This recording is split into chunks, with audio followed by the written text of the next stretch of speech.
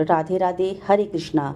10 महाविद्या आदिशक्ति माता सती के 10 दिव्य और शक्तिशाली स्वरूप हैं जो तंत्र और ज्ञान के सर्वोच्च मार्ग का प्रतिनिधित्व करती हैं। इनकी साधना मुख्यतः अज्ञान, भय, शत्रु बाधा और भौतिक या आध्यात्मिक सिद्धि प्राप्त करने के लिए की जाती है। 10 महाविद्याओं के नाम और उनके उद्देश्य। इन 10 देवियों को मुख्य रूप से 3 श्रेणियों में बांटा गया है: सौम्य, उग्र और प्रचंड। माँ काली विनाश, समय और अहंकार पर विजय प्राप्त करने के लिए हैं। माँ तारा मुक्ति, ज्ञान और व्यापार में सफलता प्राप्त कराती हैं। माँ त्रिपुर सुंदरी सौंदर्य, आकर्षण और ऐश्वर्य प्राप्त कराती हैं। माँ भुवनेश्वरी विश्व नियंत्रण और सर्व समृद्धि के लिए हैं। माँ त्रिपुर भैरवी उग्र साधना और तेजस्विता के लिए हैं। माँ छिन्नमस्तिका साहस, बंधन, मुक्ति और शत्रुओं के नाश के लिए हैं।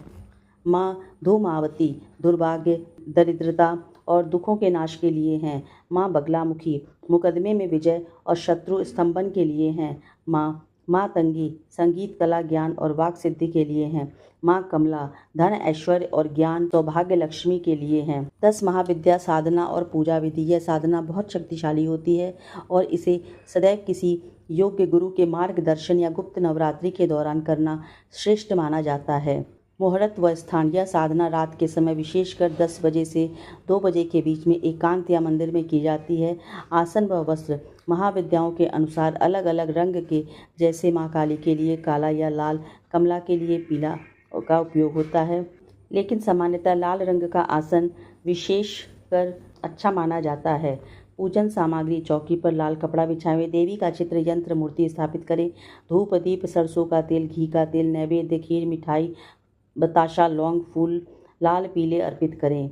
मंत्र जाप। संबंधित महाविद्या के विशिष्ट मंत्र का कमलगट्टे या रुद्राक्ष की माला से 11 या 21 माला का जाप करें। क्षमा प्रार्थना। पूजा और मंत्र जाप के बाद देवी से अपनी साधना में हुई किसी भी त्रुटि के लिए क्षमा मांगनी चाहिए। 10 महाविद्याओं के बीज मंत्र इस प्रकार से हैं, जिनका 11 या 21 बार गुप्त नवरात्रि में जाप करने से किसी भी तरह की मनोकामना पूरी हो सकती है। माँ काली ओम क्रीं कालिकाय नमः। माँ तारा ओम ह्रीं स्त्रीं हुं फट्। त्रिपुर सुंदरी ओम ऐं ह्रीं श्रीं। भुवनेश्वरी ओम ह्रीं। त्रिपुर भैरवी ओम ह्रीं भैरवै नमः। छिन्नमस्ता ओम श्रीं ह्रीं क्लीं।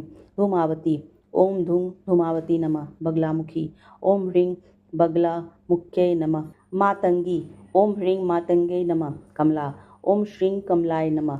तो ये है 10 महाविद्याओं के बीज मंत्र। आप इन मंत्रों के द्वारा गुप्त नवरात्रि में, अगर आपको कोई भी पूजा नहीं आती है, पूजा विधि का कोई ज्ञान नहीं है, तो सिर्फ और सिर्फ इन मंत्रों के द्वारा आप गुप्त नवरात्रि में माँ की साधना, 10 महाविद्याओं की साधना कर सकते हैं। इससे आपकी हर कामना पूरी होती है। गुप्त नवरात्रि के 9 दिनों में की गई एक छोटी सी साधना भी आपके जीवन की बाधाओं को दूर कर सकती है, लेकिन कुछ ऐसी गलतियां हैं जो पूरे पुण्य को नष्ट कर देती हैं। आखिर वे कौन सी गलतियां हैं, आइए ये भी जान लेते हैं। मांस, मदिरा, तंबाकू आदि का सेवन नहीं करना चाहिए। किसी का अपमान, झूठ या छल कपट ना करें। गुप्त नवरात्रि के दौरान घर में कलह और विवाद से बचें। तामसिक भोजन जैसे लहसुन, प्याज आदि का सेवन नहीं करना चाहिए। व्रत रखने वालों को विशेष रूप से इन बातों का ध्यान रखना चाहिए।